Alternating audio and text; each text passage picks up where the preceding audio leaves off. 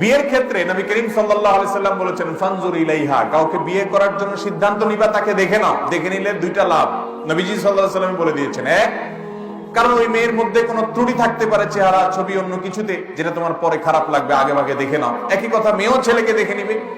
আর দ্বিতীয়ত হলো ফাইন্নাহু আহরা আন ইউদামা বাইনাকুম, হাদিসের ভাষ্য, বিয়ের আগে যদি দেখে নেওয়া হয় তাতে পারস্পরিক সম্প্রীতি, ভালোবাসাটা এবং মুগ্ধতাটা একটু বেশি হয়। এজন্য বিয়ের আগে দেখে নেওয়াটা সুন্নাহ, নবীজি সাল্লাল্লাহু আলাইহি সাল্লামের নির্দেশ। এখন কথা হলো, বিয়ের আগে দেখা যাবে এর মানে কি রাস্তায় যত মেয়ে যাবে সবগুলোকে বিয়ের নিয়ে একবার দেখবেন? কি বলেন? বিয়ের আগে দেখা যাবে এর মানে কি সারা জগতে যত মেয়ে আছে বিয়ের নিয়ত করে করে দেখে বেড়াবেন?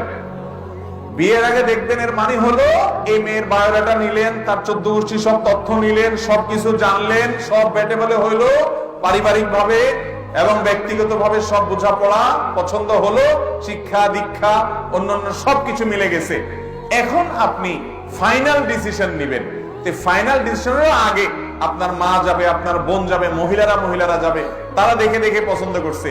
এখন শুধুমাত্র আপনার চয়েস হলে ফাইনাল হয়ে যায়, তো শেষ মুহূর্তে যে আপনি দেখবেন, এটা হলো সুন্নাহ।